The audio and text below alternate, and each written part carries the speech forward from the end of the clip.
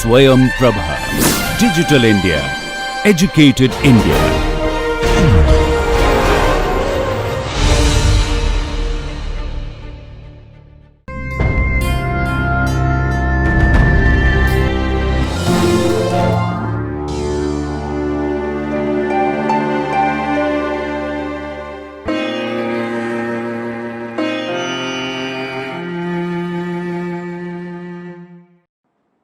Hello everyone, I am Dr. Harbeet Kaur Kang from Chitkara University, Punjab, and I again welcome you to my course Nursing Research and Statistics. And today we will be discussing about quantitative data analysis, particularly descriptive statistics. So let us see the today's lecture's learning outcomes.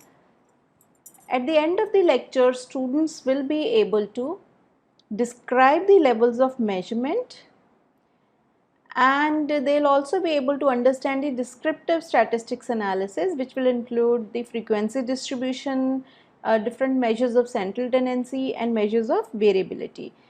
And we will also discuss about the data distribution, that what is meant by normally distributed data and asymmetric data distribution. So first of all, let us introduce the topic. Why this statistical analysis is needed? Because when you collect the data, you get in-depth data which does not make any sense till the time we analyze that data, and the raw data is of no use if you have not analyzed the data so that it can make some sense. So researchers make sense of quantitative information, and without statistics, quantitative data will be a chaotic mass of numbers. Because once you collect the data and you code your different variables, then you will have mass of numbers. You will have raw data which is in the form of numbers. But what does that mean of that particular data? Till the time you have not analyzed, it will not make any sense. Then statistical procedures enable researchers to summarize, organize, evaluate, interpret and communicate the numeric information. So statistical analysis is very important, so that out of your data, what is the meaning you are trying to making out. So you can summarize your data through the statistical procedures, you can organize it, and then you can evaluate. And once you have used the statistical procedures using different tests, you will be able to interpret the meaning of that data, and that interpretation then you can communicate in the form of numeric information. So this is very, very important that you use the statistical analysis to make the meaning out of your data. Now whenever we apply the statistical analysis, either we describe the data, or we make out some inferences. We try to inference the meaning by applying some statistical tests. Now what is descriptive statistics? Descriptive statistics are used to describe and synthesize data. So here we simply synthesize the data and describe it. So here we use the averages and percentages. So you might have seen the mean, median, mode and frequency, percentages. So that is the form of the descriptive statistics. When such indexes are calculated on data from a population, they are called parameters. So if we are applying the analysis on the population, then that is those particular indexes are known as parameters. But as earlier when we were talking about sampling techniques, I told you that it is very difficult for any researcher to study the whole population. So we take a small sample out of the population, and on that we conduct the study. So whatever descriptive indexes we take from a sample, that is known as statistics. So please remember, if we are presenting the descriptive index from the sample, then it is known as statistics. but if we are calculating it for population, then these are known as parameters. And research questions are about parameters. So mainly whatever questions we ask, like for example, we might be conducting a study to find out the effectiveness of some intervention on the health outcomes of the patients.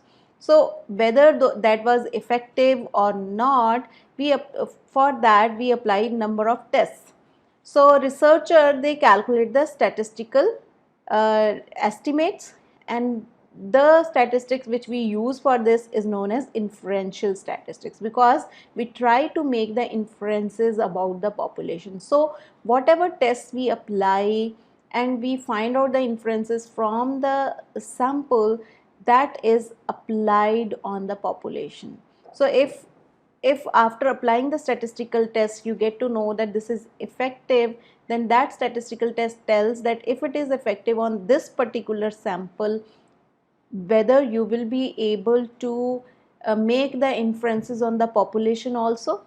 So it always tells you that it is significantly effective in improving the health outcome. So if it is known as significant, if it is written significant, it means whatever results you have got on the sample, if it is effective on a sample, then based upon the statistical test you can say that on the population also the same results will be there.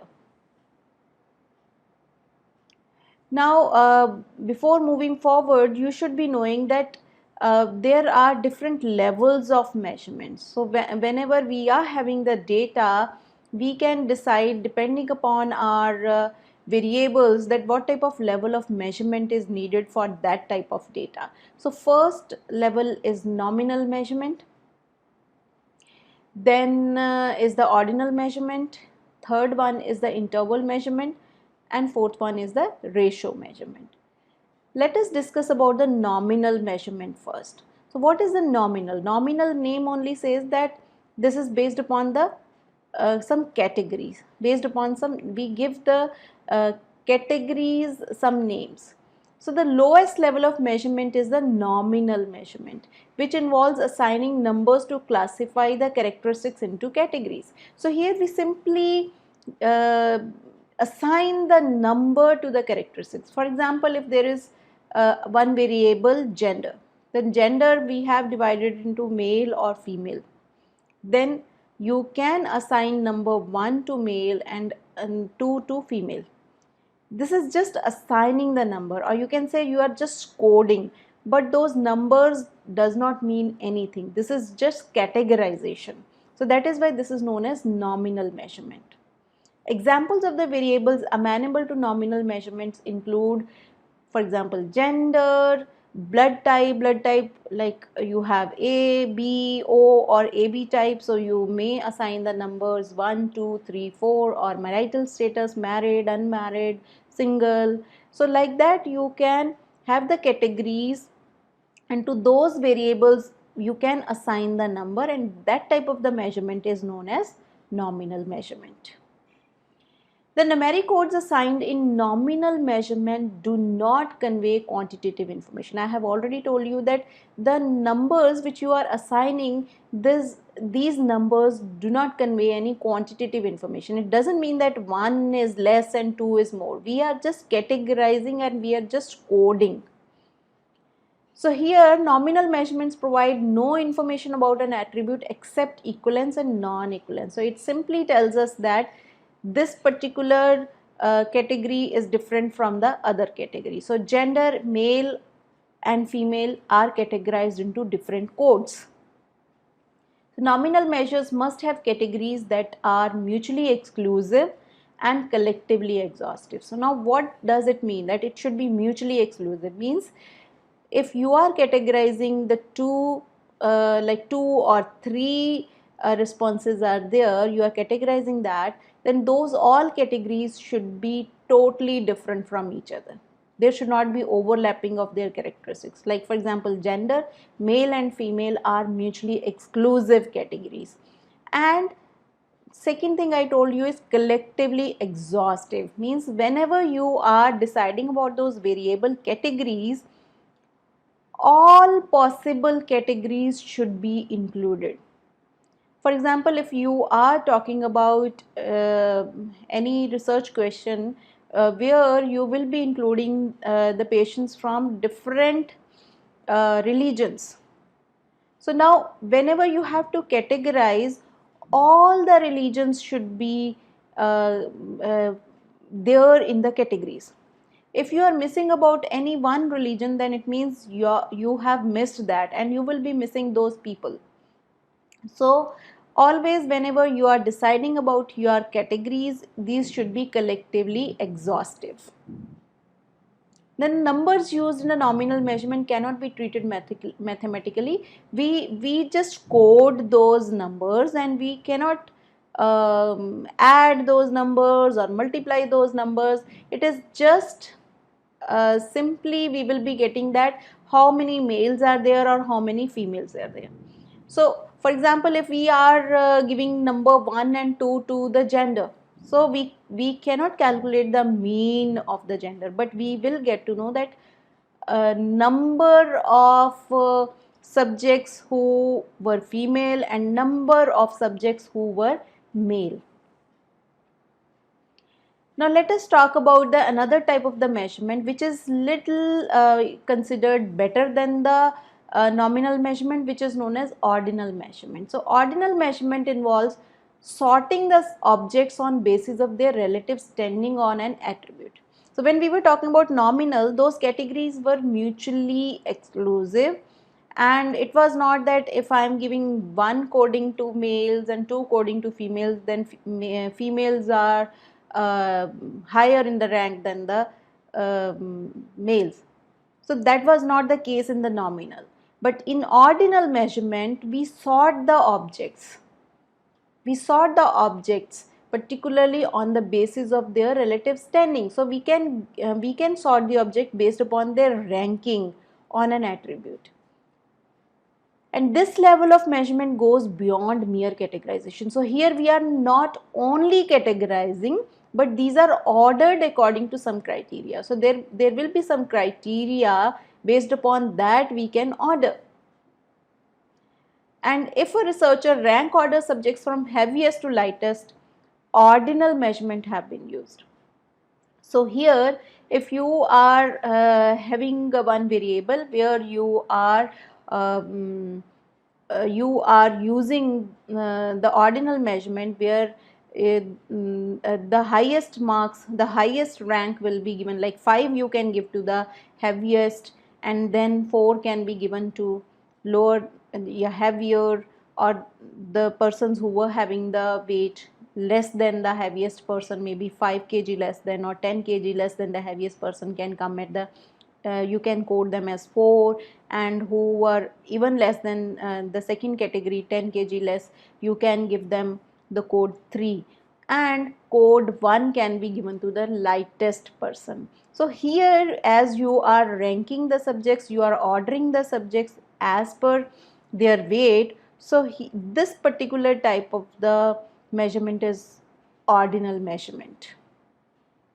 Then with ordinal measurement, unlike nominal measurement, information concerning not only equivalence but relative standing. So here we give the relative standing also. We give the information about their ranking also. And here one example I have given is client's ability to perform activities of daily living. So if you are assessing the client's ability to perform the activities of daily living, then you may give the ranking based upon their ability. So it can be like you can give the lowest number to the completely dependent, then 2 means needs another person's attendance, 3 needs mechanical assistance, and 4 completely independent. So based upon their ability, you give the order. So this is a typical type of an ordinal measurement. Ordinal measurement does not, however, tell us anything about how much greater one level is than another. So if we are coding completely dependent as 1 and little bit dependent upon others as 2, it doesn't mean that completely dependent is twice lesser than the two. We cannot say that how much greater or how much lower level is than the another. We do not know if being completely independent is twice as good as needing mechanical assistance. So just now, as I have told you, so here we cannot say that one level is greater than the another. Next type of the measurement is interval measurement. Interval measurement occurs when researcher can specify the rank ordering of the objects on an attribute and can assume equivalent distance between them. So here both the characteristics like rank ordering is also there, plus we can also explain that how much distance is there between those particular levels. So interval measurements are more informative than the ordinal measurements. But interval measures do not give information about absolute magnitude. It cannot tell us that absolutely this much difference is there. So if any person's interval measure is 10, then another person's measure is 20, we cannot say that one particular thing is as twice as the other, because here there is no absolute zero. So example is the Fahrenheit temperature scale. So you can say that a temperature of 60 degree Fahrenheit is 10 degree Fahrenheit warmer than the 50 degree. So that we know.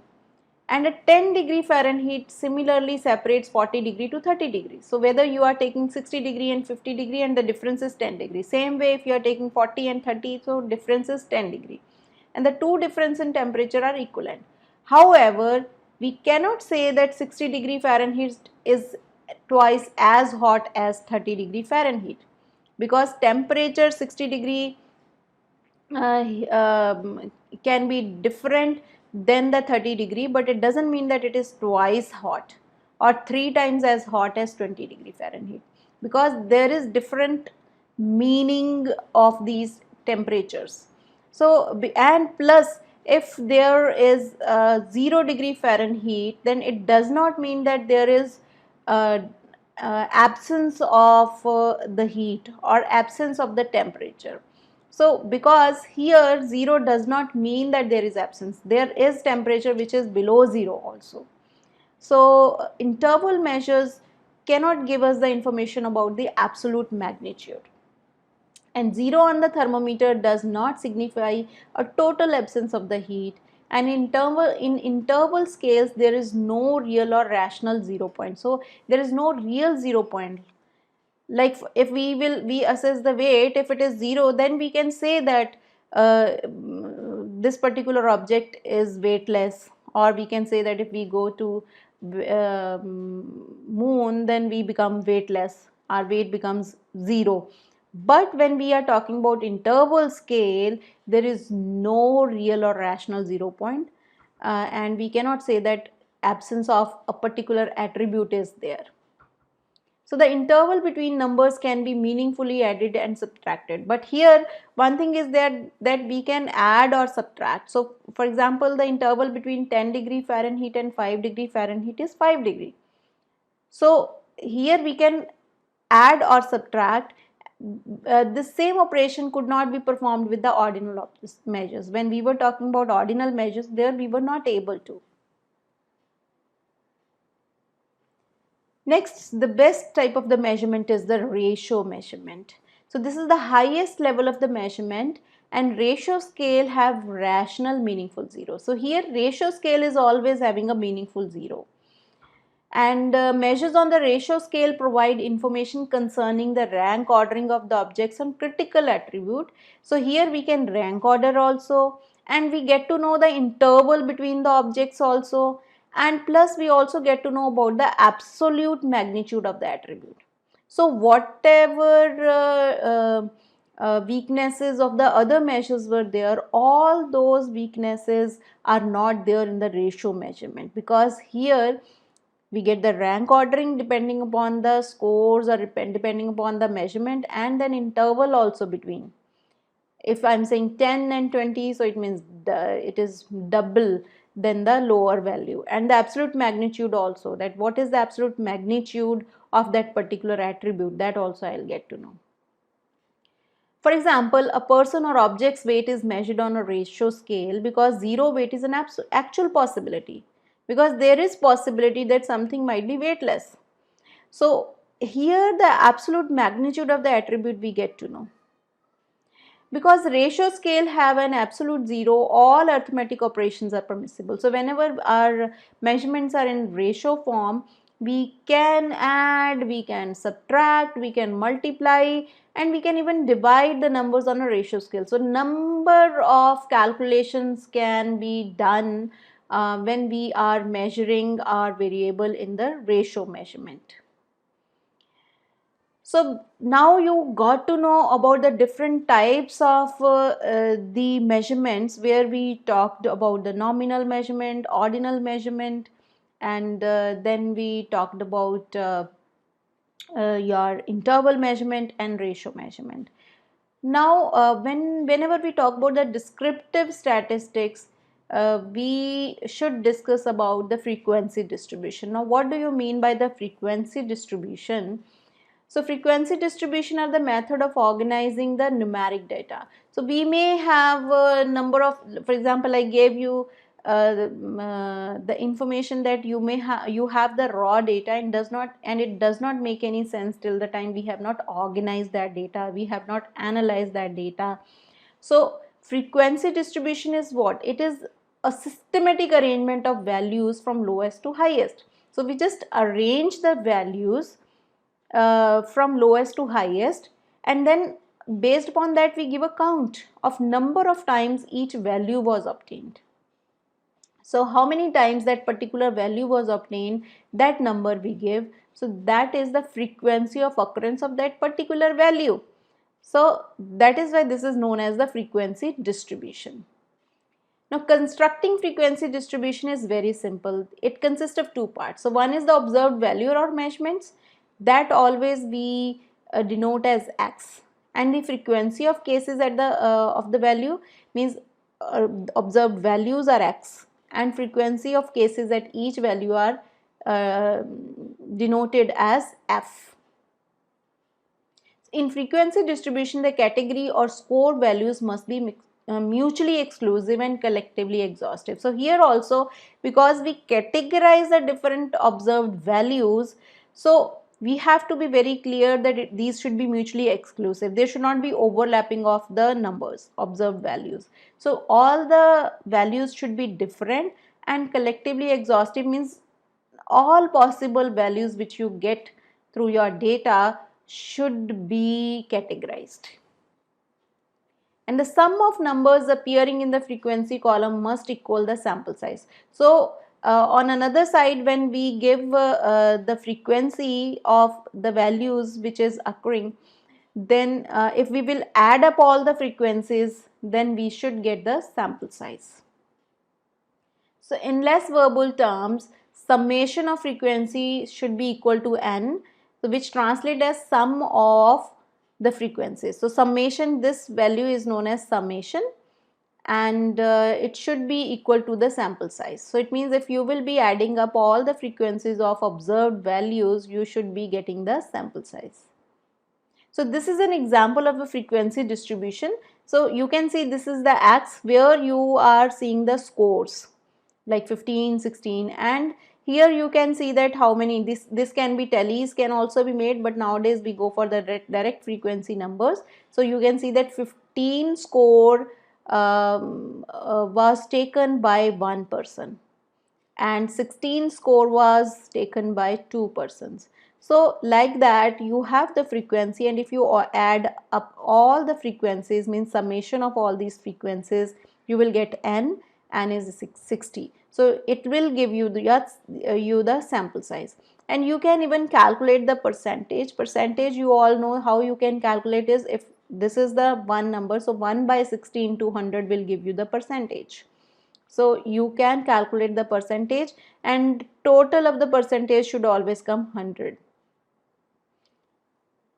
This is the example of the ungrouped type of the frequency, but you can group these scores into the different categories. Like you can group it as 15 to 20, and then how many people got the marks out of marks between 15 to 20, that will be shown in the frequency. So if you will be adding up, like here you have 4 plus 2 6, 6 plus 3 9, 9 plus 2 11, 11 plus 2 13, 14. So if you will be categorizing it into the groups, then 15 to 20, it means around 19 persons they had the score between the 15 to 16, and same way you can calculate the percentage.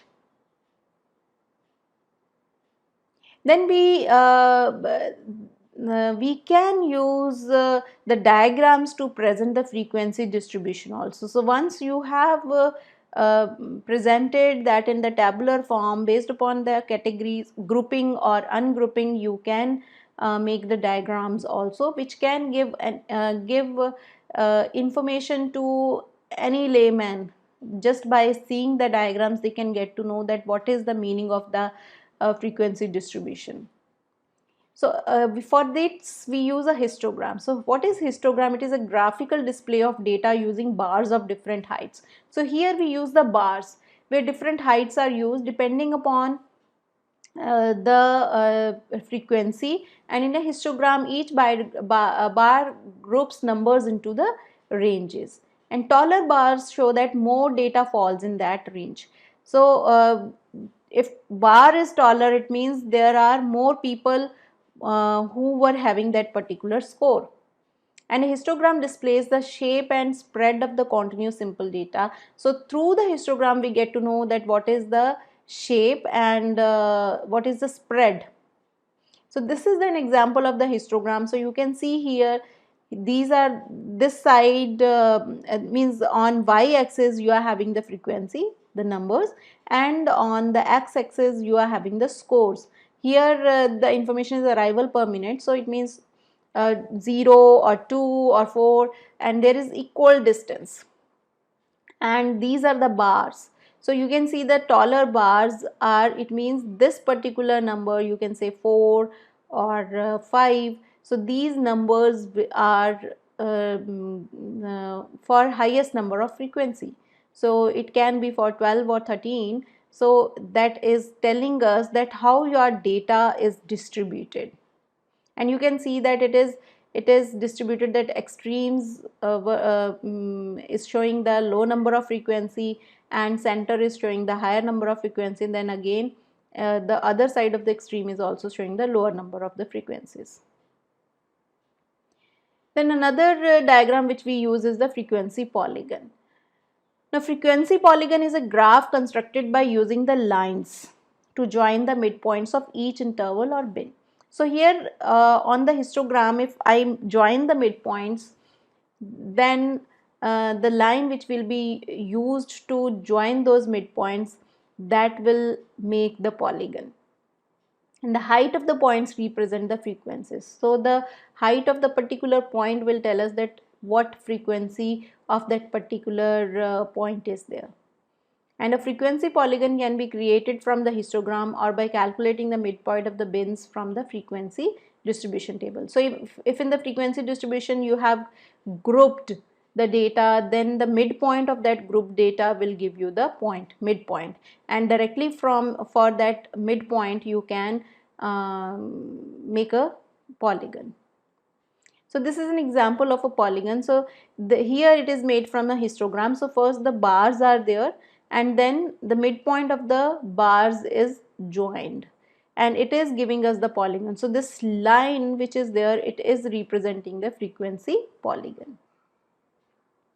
So you can see that from here the whole data's distribution you are getting to know, that how it is distributed. So here this particular type of the frequency polygon is showing that the more values are lying in the middle, or you can say these are lying in the mean value, and then on the extremes there are lesser values. Next thing which is very important in the descriptive statistics are measures of the central tendency. Now, what is measure of central tendency? A central tendency is a central or a typical value for a probability distribution. So, what is the central value of your data is the central tendency, and it may also be called a center or location of the distribution.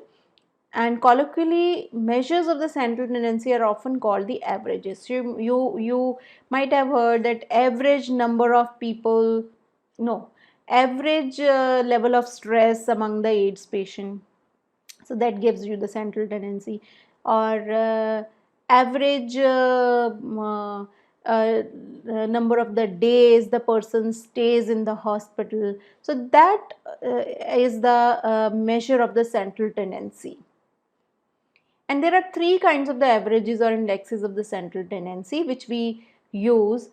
First one is the mode, second one is the median, and third one, which is very important, it is the mean. Now let us discuss about all these measures of the central tendency one by one. So let us discuss what is mode first of all. So the mode is the most frequently occurring score value in the distribution, and the mode is simple to determine. So here you don't have to calculate anything. So whatever data you are having, you have to just see that which particular value is most frequently occurring, and that is very simple to determine after just going through your data. And it is not computed but rather is established by inspecting a frequency distribution. In the following distribution of numbers, we can readily see that the mode is 53. So you can see 53 is occurring 1, 2, 3, 4 times here. So because it is most frequently occurring value, so we will say that mode is 53.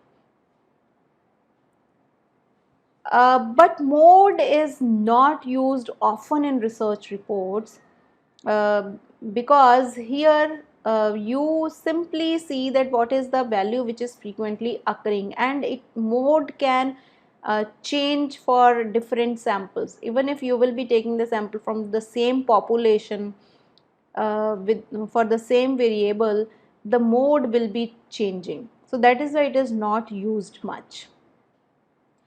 But modes are a quick way to determine the most popular score, but cannot be used for further computation and are rather unstable. It is unstable because it keeps changing. By unstable, we mean that modes tend to fluctuate widely from sample to sample. So if we are drawing it from the same population. So just now I have told you that if from the same population you are taking 2 or 3 samples, your mode will be changing. It will keep on fluctuating. So that is why it is unstable and it is not used much. Now let us talk about the median. Now what is the median? Median is the point in a distribution above which and below 50% of the cases fall.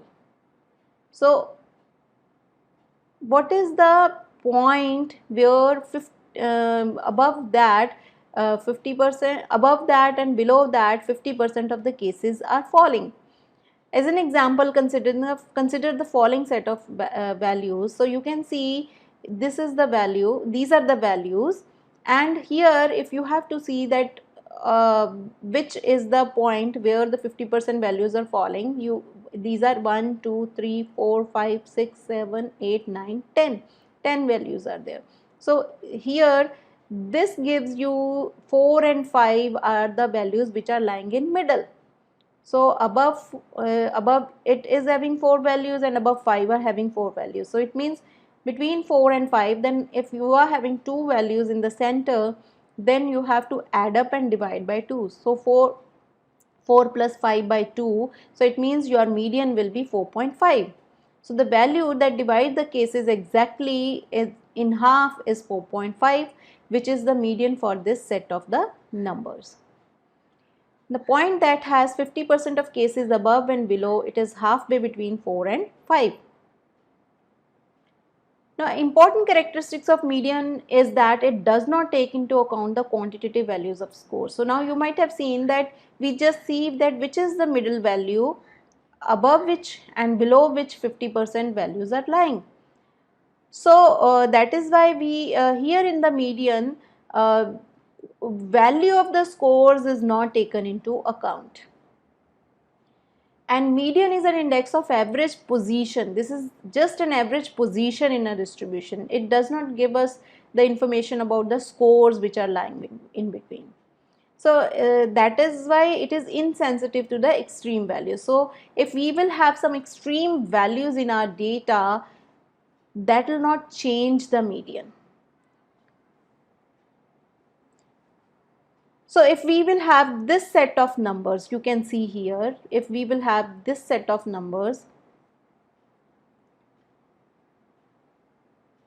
and if in the last number we change into 99, the last number is 9, but if I change it into 99, still our median will be 4.5, because here we are just seeing that what is the middle value above and below which 50% values fall. So it will be again 4.5, whether our last value is 9 or 99. So that is why it does not take into account the extreme values. So because of this property, the median is often preferred index of central tendency when distribution is skewed. So if you, in your data, there are few extreme values, and because of those extreme values, your distribution is skewed towards one side. It means on one side the extreme values are there.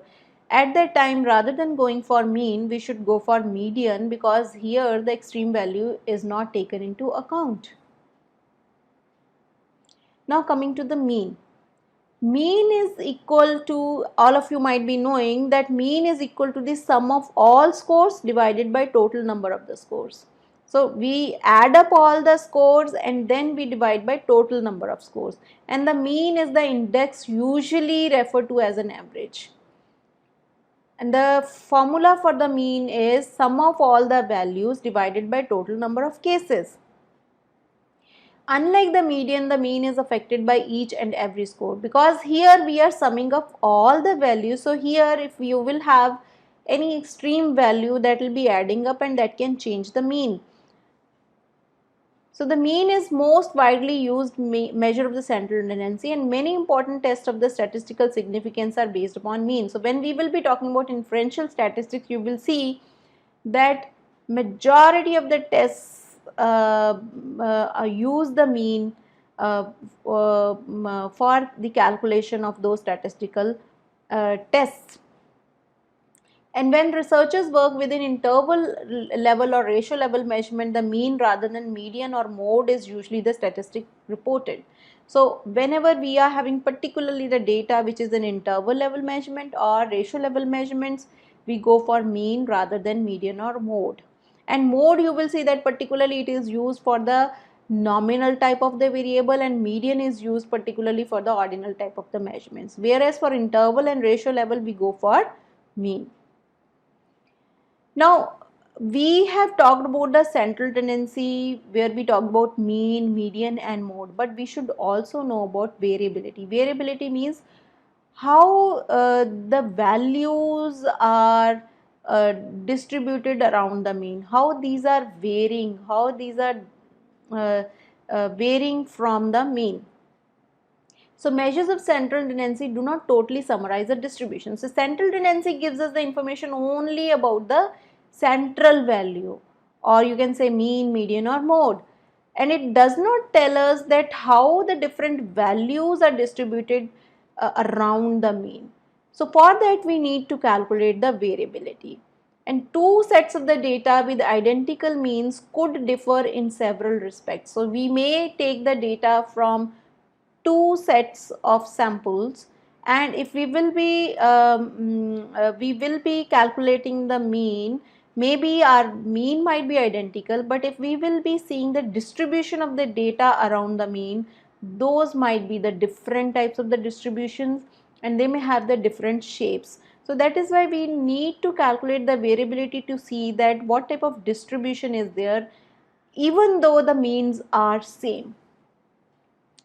So for the variability we use different types of the measures. The first one is the range.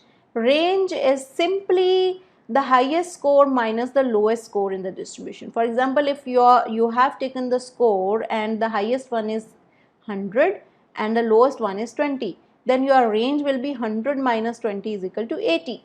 So that is the range. The range being based on only two scores is highly unstable. Now here, because we are taking into account only two scores, highest and lowest, and we are not taking into account any value which is in between, so that is why it is highly unstable. From sample to sample drawn from the same population, the range tend to fluctuate considerably.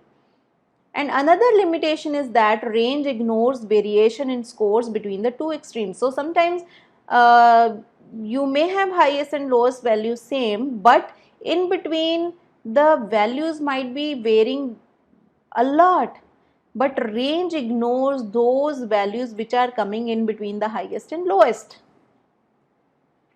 Next important measurement of variability is semi-quartile range. Semi-quartile range is calculated based upon the quartiles of a distribution.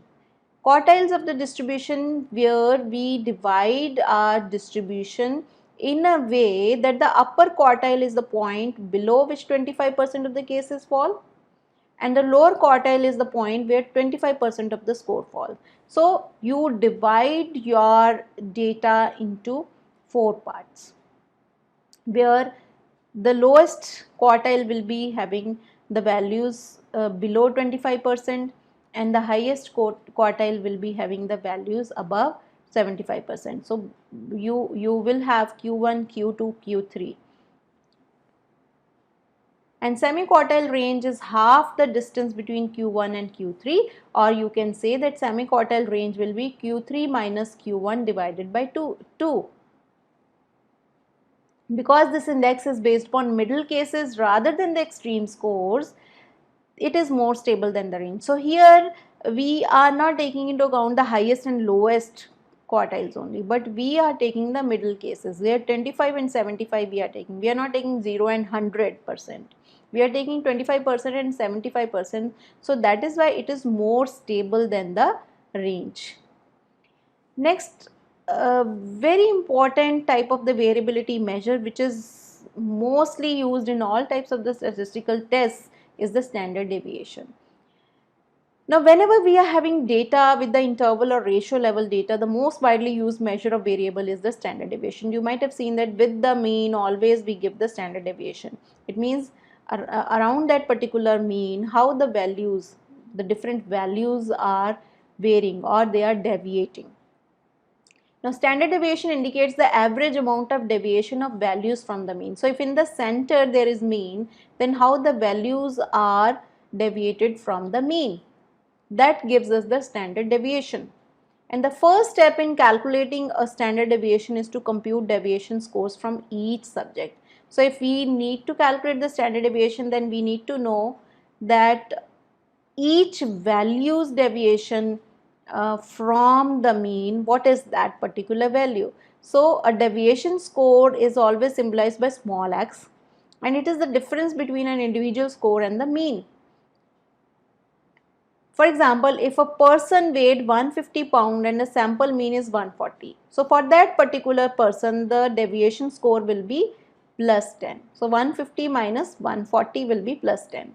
So the formula for a deviation score is small x is equal to x is the individual value, minus x bar, it is the mean. So you will be getting the small x or the deviation score by calculating the difference between the individual score minus the mean.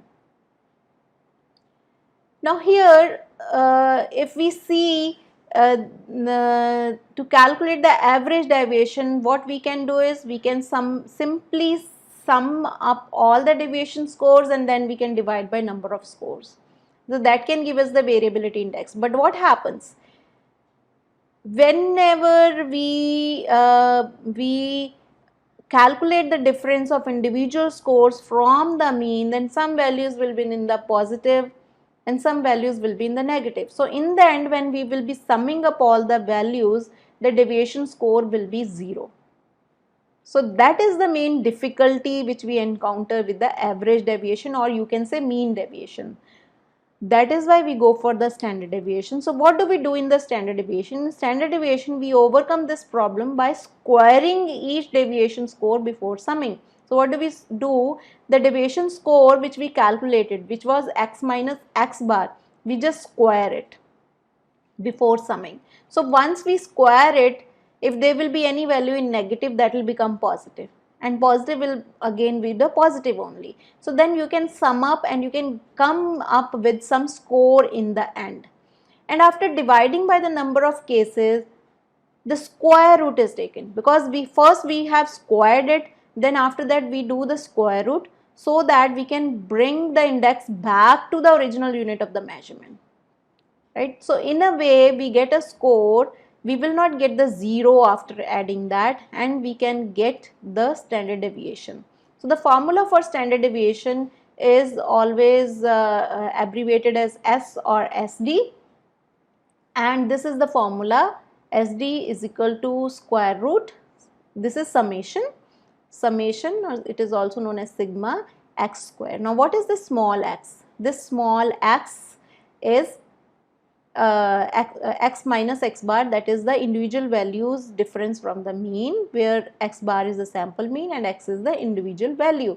So with this you can calculate the standard deviation. So standard deviation tells us that how the values are deviating from the mean.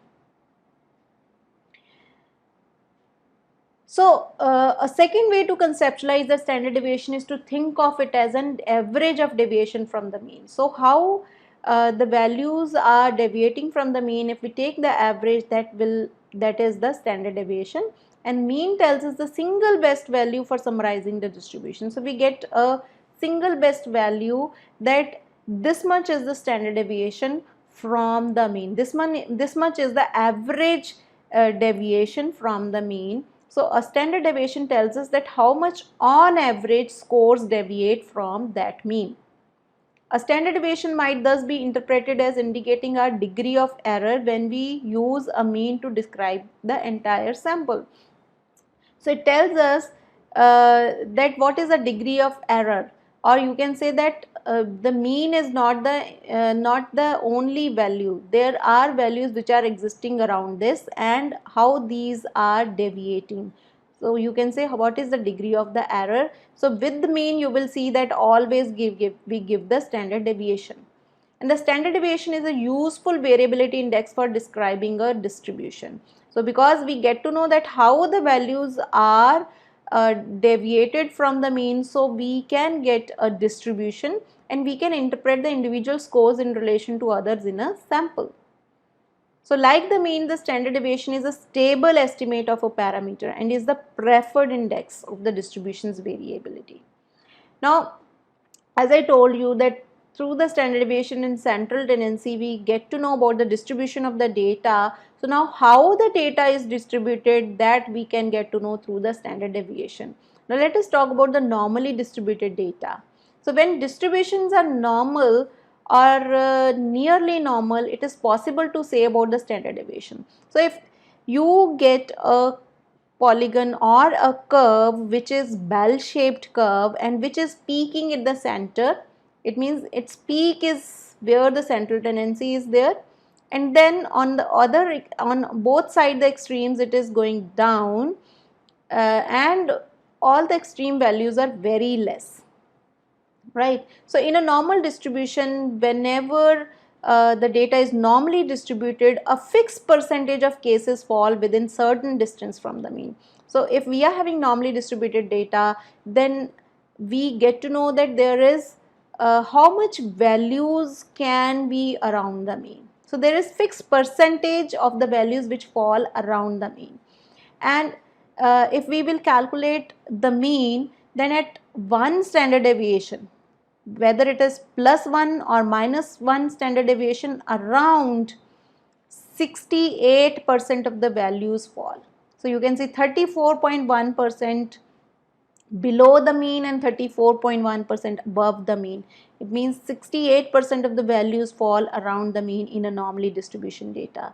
But if we are talking about plus and 2, 2 or minus 2 standard deviation, then around 95% of the data fall. So you can see here at plus and minus 2 standard deviation, this is around 95% values which are lying here around the mean. Whereas if we talk about plus and minus 3 standard deviation, around 99%. So here you can see very few values are lying, but majority of the values are lying here near the mean. Now let us talk about the skewed distribution. Skewed distribution is a type of a asymmetric distribution. Like in normally distribution data, majority of the values were around the mean, so peak was in the center. But in the asymmetric distribution or the skewed distribution, the peak is off the center and one tail is longer than the other. And you will see typically this type of skew where it can be towards the right side or towards the left side skew. It can be positive skewed or negative skewed. And here it means you are having more extreme values towards one side. So positive skewed is extreme values towards this side, but negative skewed is the extreme values are toward this side. And when you sum up all the values, your mean might not be lying here, but your mean might be lying here somewhere. So that this is a typical type of a skewed distribution. So through this we get to know that through our descriptive statistics we can organize the data, we can get to know that how our values are distributed around the mean. So for that we go for frequency distribution, we go for the central tendency distributions, and then we can central tendency measures, and then we can go for the measures of the variability, and measures of the variability and central tendency can give us the distribution of our data. So with this our descriptive statistics is over. Let us summarize. So there are 4 levels of the measurement which we talked about. The first one is the nominal measurement. Nominal measurement is the classification of characteristics into mutually exclusive categories, where I gave you the example of gender, male and female. Second one is the ordinal measurement, the ranking of objects based upon their relative standing on each other on an attribute. So here you can go for the different categories where these are ranked on some particular attribute. Then is the interval measurement. It indicates not only the ranking of objects but the amount of distance between them also. In the interval we go for ranking as well as we get to know that how much distance is between them. And whereas ratio measurement, it is distinguished from interval measurement by having a rational 0 point. So here we can get to know about the absolute magnitude of that particular attribute. Then descriptive statistics, it helps the researcher to summarize and describe the quantitative data. And in frequency distribution, we imposed order on raw data. Numeric values are ordered from lowest to highest, accompanied by a count of number, or we can say the frequency of the time each value was obtained. And histogram and frequency polygons are the 2 common methods of displaying the frequency information graphically. Data for a variable can be completely described in terms of the shape of the distribution, and we use the central tendency and variability to describe the data. And we talked about the normal distribution, which is the bell-shaped curve. It is symmetric, unimodal and not too peaked. So and always peak is in the center only, and it is unimodal there, and it is always symmetric and bell-shaped curve.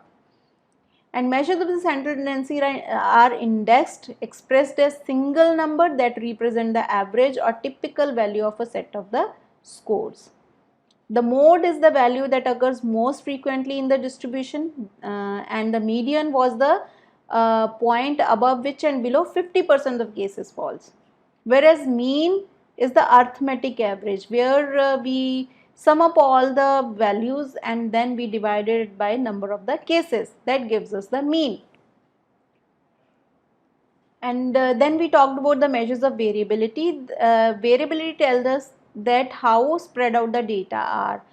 It means how the values are uh, distributed in our data. And the variability we can measure through range, semi-quartile range, and standard deviation.